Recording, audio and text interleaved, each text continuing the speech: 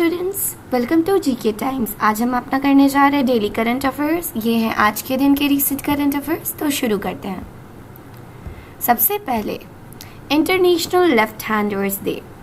13 अगस्त को हर साल international left handers day मनाया जाता है। क्यों? ताकि लेफ्ट हैंडर्स की यूनिकनेस और उनके डिफरेंसेस को जाना जा सके, उसे सेलिब्रेट किया जा सके और एडवांटेजेस और डिसएडवांटेजेस एक लेफ्ट हैंडेड होने के उसके बारे में अवेयरनेस फैलाया जा सके प्रीडोमिनेटली राइट हैंडेड वर्ल्ड में, क्योंकि हम जानते हैं इस दुनिया में प्रीडोमिनेटली राइट हैंडेड ही पीपल होते हैं, बहुत कम ही लेफ्ट हैंडेड होते हैं। तो उन लेफ्ट हैंडेड को उनके यूनिकनेस के बारे में तो जानना चाहिए और इसीलिए 13 अगस्त को लेफ्ट हैंडर्स डे मनाते हैं। Left-handers are likely to have better verbal skills than their right-handed counterparts, according to a 2019 study by Oxford University. The important takeaways for all competitive exams. This day was first observed in 1976 by Dean R. Campbell, and the International Left-Handers Club in 1990 founded the Left-Handers Day, and it was first celebrated in 1992. यानी 1936 में इस day को सबसे पहले observe किया गया था dean और कैम्पबेल द्वारा और 1990 में लेफ्ट हैंडर्स इंटरनेशनल क्लब ने इस दिन की स्थापना की और 1992 में क्लब ने लेफ्ट हैंडर्स डे लॉन्च कर दिया। आगे बढ़ते हैं world organ donation day. World organ donation day भी 13 अगस्त को ही मनाया जाता है। क्यों? ताकि लोगों में अवेयरनेस फैलाया जा सके ऑर्गन डोनेशन के प्रति, ताकि लोग मोटिवेट हो सके ऑर्गन्स डोनेट करने को। ये डे एक अपॉर्चुनिटी प्रोवाइड कर सकता है सभी के लिए ताकि वो आगे आए, अपने प्रेशियस ऑर्गन्स डोनेट करे। एक organ donor up to 8 lifes बचा सकता है। ऑर्गन डोनेशन में डोनर का ऑर्गन लेकर किसी दूसरे पर्सन को दिया जाता है, जैसे कि हार्ट, लीवर, किडनीज, इंटेस्टाइन्स, जिससे उस ऑर्गन की सख्त ज़रूरत हो। Indian team wins US innovation award. Software थी एक इंडियन टीम थी जिसे prestigious National Science Foundation Innovation Corps teams award दिया गया। NSF I Corps teams award दिया गया किसे? सॉफ्टवर्दी को, यूनाइटेड स्टेट्स में। क्यों दिया गया? सॉफ्टवर्दी का अवार्ड विनिंग प्रोजेक्ट जो था वो actually state of the art computational methods और sensitivity analysis of electronic devices like printed circuit boards पर बेस्ड था।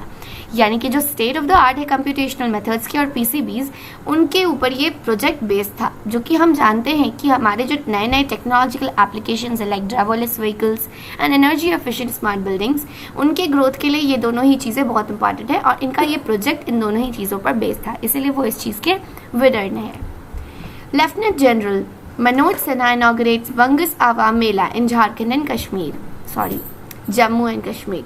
Lieutenant general lieutenant governor Manoj Sinha ने बंगस आवाम मेला इनॉग्रेट किया जम्मू एंड कश्मीर में। जम्मू एंड कश्मीर के लेफ्टिनेंट गवर्नर मनोज सिन्हा ने बंगस आवाम मेला ग्रैंड अरेंजमेंट्स के साथ इनॉग्रेट किया ताकि वो हमारी आज़ादी के 75th ईयर को सेलिब्रेट कर सके बंगस वैली में, जो कि कुपवारा डिस्ट्रिक्ट में है जम्मू कश्मीर के कुपवारा डिस्ट्रिक्ट में बंगस वैली में ये बंगस आवाम मेला आयोजित किया गया।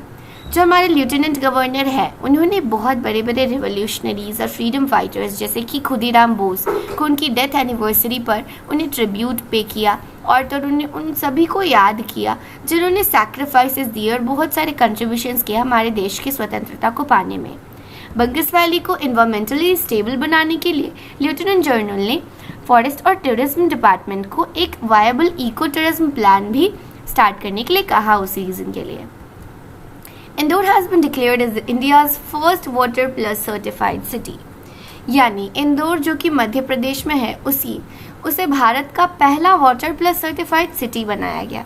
इंडिया का सबसे साफ शहर जो कि हम इंदौर को मानते हैं, जो कि मध्य प्रदेश में है, उसने एक दूसरा फीट भी अचीव कर लिया है और वो है इंडिया का पहला water plus certified city declare हो चुका है।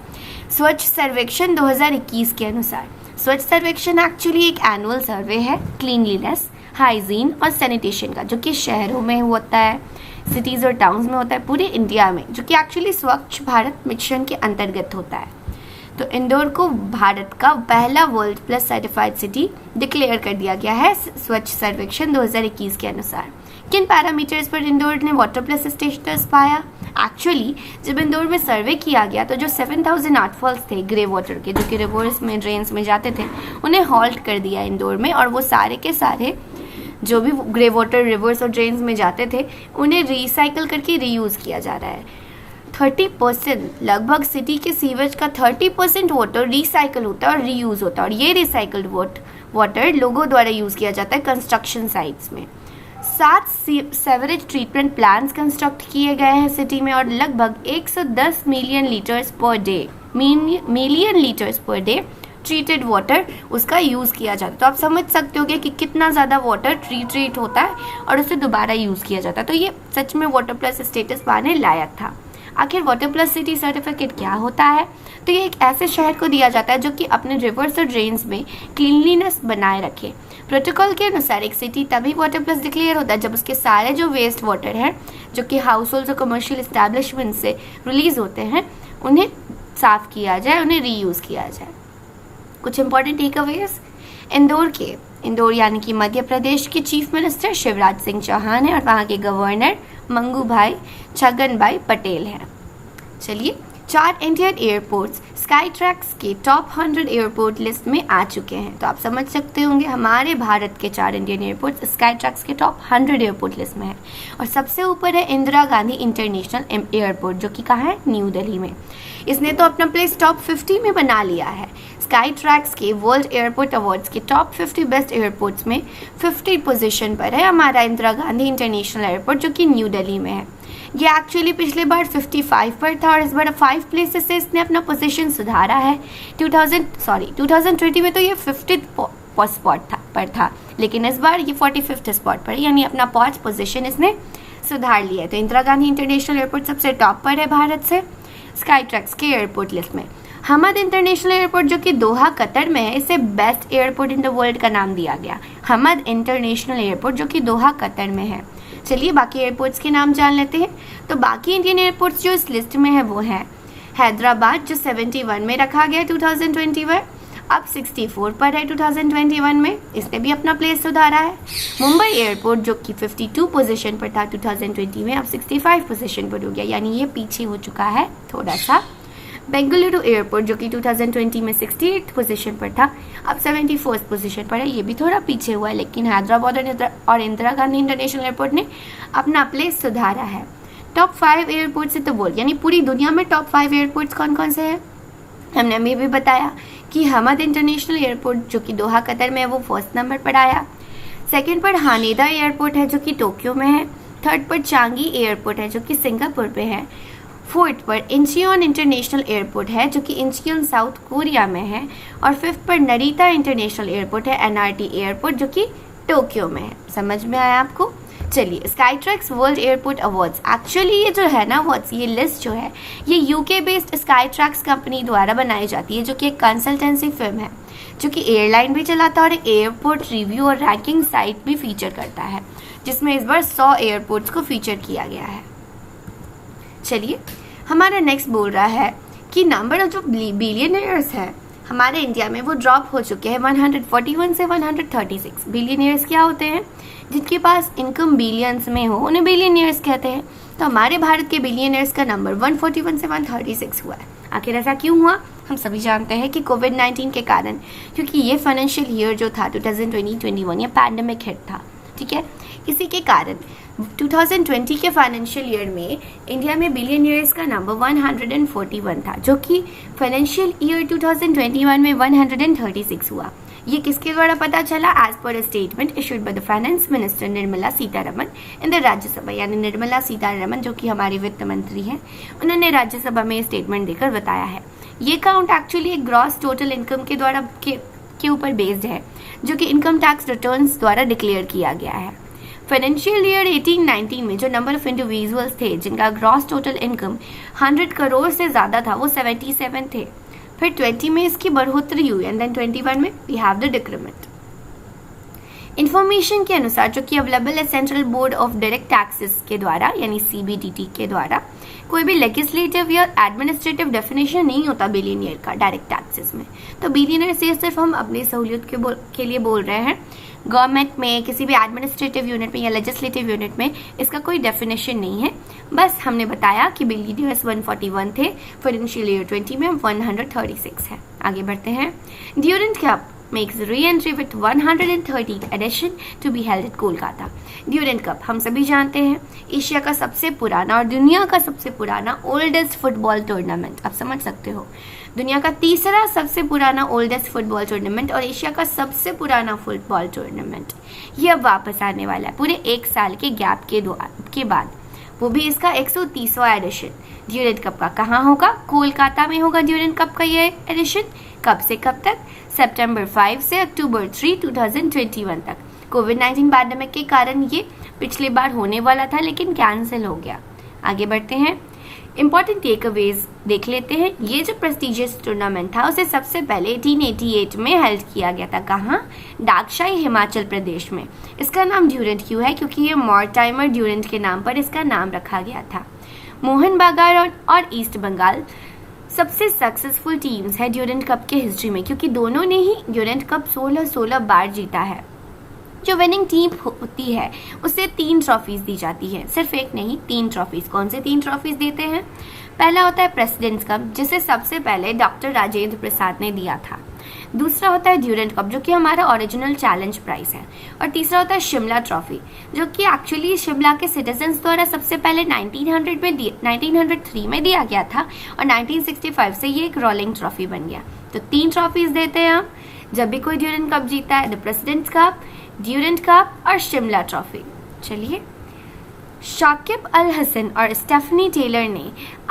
स्टेफनी टेलर को आईसीसी के player of the month for July vote किया गया है। यानी शाकिब अल हसन और Stephanie Taylor International Cricket Council के जुलाई महीने के प्लेयर ऑफ मंथ बन चुके हैं। क्या बात है इसमें? बांग्लादेश के ऑलराउंडर शाकिब अल हसन और वेस्ट इंडीज की स्किपर स्टेफनी टेलर दोनों को ही इंटरनेशनल क्रिकेट काउंसिल ने जुलाई मंथ का प्लेयर ऑफ द मंथ घोषित कर दिया है। मेंस एंड वुमेन्स कैटेगरी में शाकिब अल हसन मेन कैटेगरी में from Bangladesh and Stephanie Taylor women category में वेस्ट इंडीज से।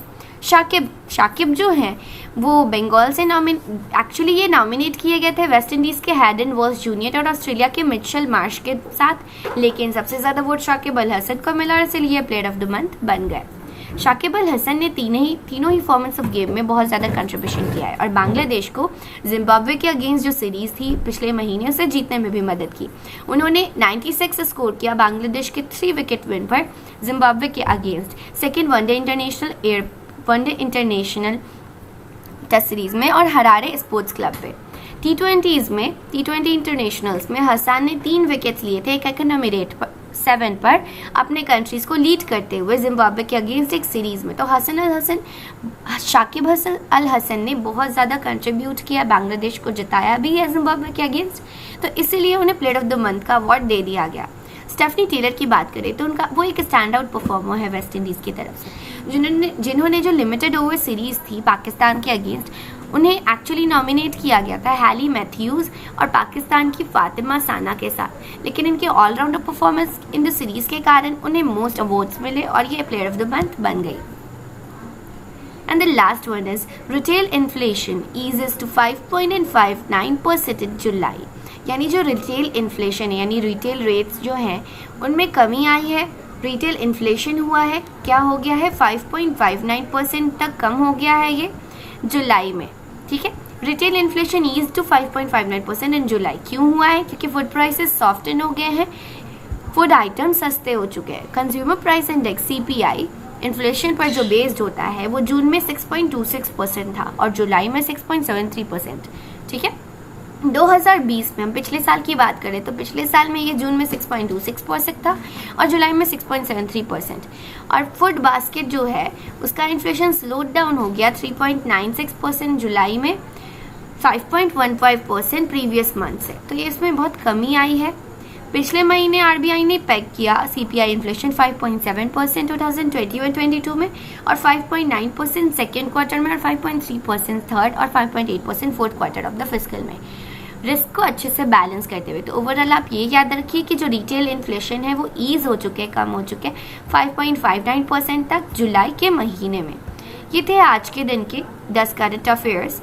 आपको ये वीडियो अच्छा लगा हो तो इस वीडियो को लाइक ज़रूर कर दीजिएगा, अपने फ्रेंड्स के साथ शेयर कर दीजिए ताकि उन्हें भी डेली करंट वीडियोस मिल जाए, और हमारे चैनल को सब्सक्राइब करना मत भूलिएगा और भी ज़्यादा इंटरेस्टिंग अपडेट्स के लिए। सब्सक्राइब करने के बाद बगल के बेल आइकन को दबा दीजिएगा ताकि आपको पता चल सके रोज़ हम जो भी न्यू वीडियोस डालते हैं। Thank you.